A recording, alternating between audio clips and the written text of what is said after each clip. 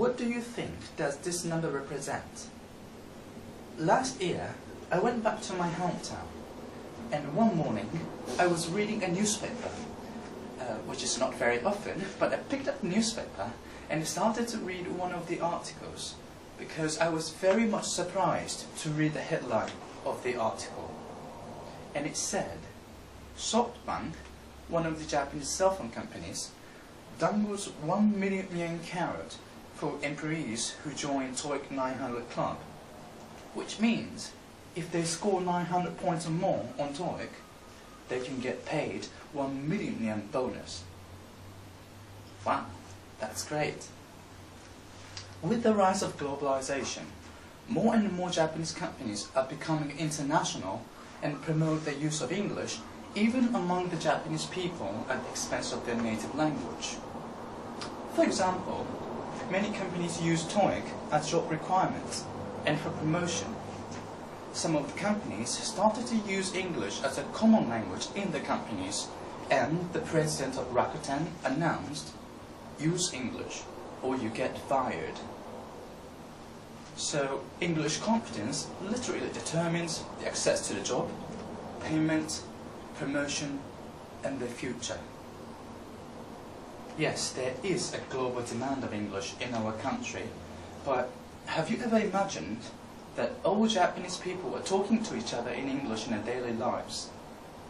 Well, you might say, what? It's impossible. Here's Japan. Japanese language is used for every purposes. Yes, you're right. But that's exactly what one of the Japanese government council was trying to do. In 2000, they said as follows: it's necessary that all citizens acquiring a working knowledge of English by the time they take their place in society. In the long term, it may be possible to make English an official second language. Well, when I went to India, I met local people there, and I talked about this issue of English as an official second language in Japan. And suddenly, the room got very quiet. And after a while, a man sitting in the corner started to say, I don't understand, and we don't understand how it's possible. It's unconscionable for us. We have English as an official language, but it's not because we wanted, but because we had to. We had no choice, because India was a former British colony, and we've lost a lot of minority languages, and I can't communicate with my grandmother in her language. And what I don't understand is that why Japan is willing to make English an official second language, even though it has never been colonized. It's unconscionable for us, he said. And he stared at me and said, your language has created its own culture for a long time, and you're living in your own Japanese culture, and it shapes who you are. It's your identity, and it connects you with your friends, your relatives, and your family. And he said this that I never forget: don't let it go, keep it, because your culture is the stuff of your life. I said, okay, and we left the room. He was right. A lot of minority languages are dying with the spread of English. Surprisingly, a language dies somewhere in the world every 14 days. A language dies every 2 weeks. Not exclusively, but partly because of the spread of English. And losing language also means to lose its culture. So it might be a matter of time before we lose Japanese language and culture and becomes more like the United States, if you like. We have a lot of American products, and we have a lot of American films and programs on TV, and we have a lot of English words on the streets, and sometimes we use English when it's not necessary, just because it's cool. This ideology of English are changing our values, behaviors, and cultures into American ones, and we are being self-colonized. But I don't want it to go that way, because as one of my friends in India said, our culture is the stuff of our life. So we're living in a country where two conflicting feelings remain unresolved. That is a feeling that we know that there's a global demand of English in our country, and we have to acquire it to keep up with globalization. But on the other hand, we want to adhere to our own indigenous language and culture.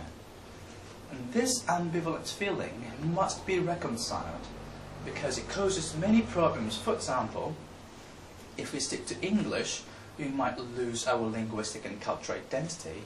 But if we stick to our own indigenous culture, then we may not be able to keep up with globalization. So, how can we solve this dilemma between the global demands of English and adherence to the local cultures? How can we reconcile these two conflicting feelings? And this is my solution: Japanese English. For Korean people, the solution is Korean English, because we basically have this same issue. So, what is Japanese English? Japanese English is a funny English mixed with English loanwords and Japanese-made English with Japanese accents. No. But I think that's the assumption that the majority of people have. I find it really interesting that if people say you speak good English, then it's a compliment. But if people say you speak good Japanese English, then you think it's an irony. Am I right? And this is my definition of Japanese English. Japanese English is a variety of English for expressing Japanese values, behaviors, and cultures in international communication. So, let me give you some of the examples of the use of it. Last semester, I was sitting in the classroom taking lectures in English, and one of my classmates sitting next to me complimented the watch that I was wearing, saying, "That's a nice watch."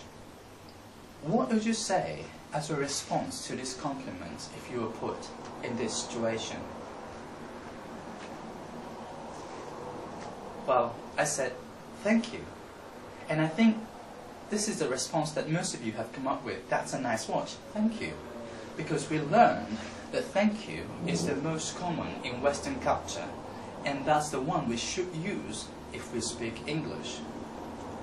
But later, I thought, wait, if I translate into Japanese culture, I wouldn't say thank you, because it sounds a little bit braggart. Instead, I think I would say something like, that's a nice watch. Oh, this cheap thing? Oh, that's a nice watch. No, your watch is better than mine. To play me down. This is the Japanese culture of modesty. And in Japanese English, it is completely fine to say, oh, this cheap thing, or your watch is better than mine, instead of thank you, to express our own Japanese culture in English. Other than this, there are many issues that we can discuss in the use of Japanese English. For example, I'm always confused between the 7th grade, 8th grade, and 9th grade when I talk about my past in junior high school. And I feel it's really strange for me to say when I was in the 9th grade, because we don't have that sort of concept of 7th, 8th, and 9th grade in our paradigm of Japanese education system. So, instead, what I usually do is to say, when I was a 3rd year student in junior high school, instead of saying when I was in the 9th grade. This is an example of Japanese English that reflects Japanese culture and Japanese system, and it is intelligible internationally, and I think we can use it in international communication.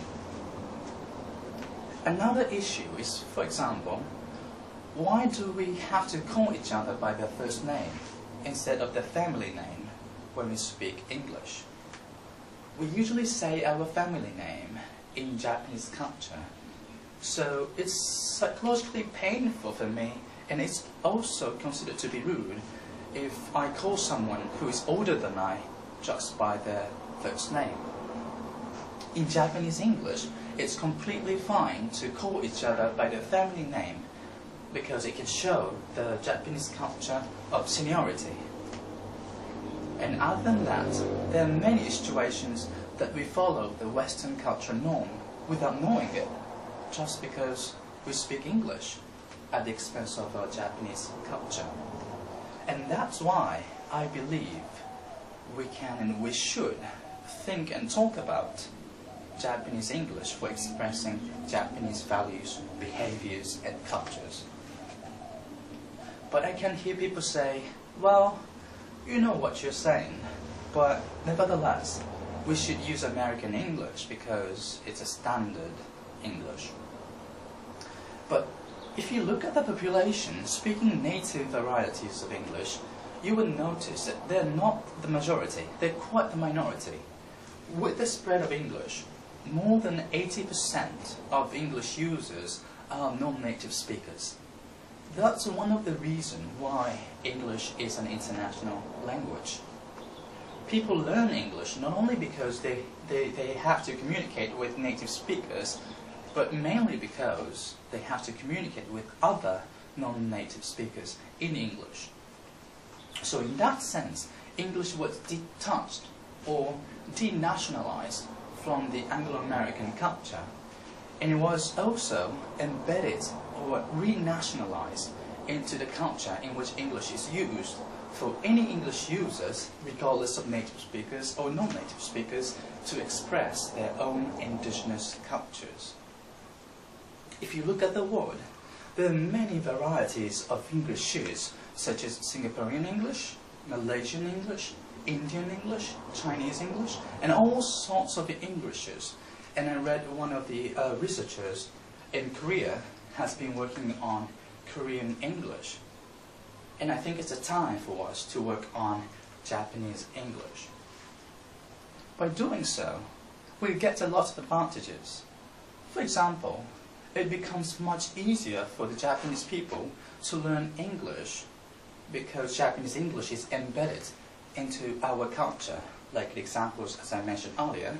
Second, it's beneficial for the Japanese economy because the more Japanese people acquire Japanese English, which is easier for them to learn than the traditional American English, the more they can engage in an international business.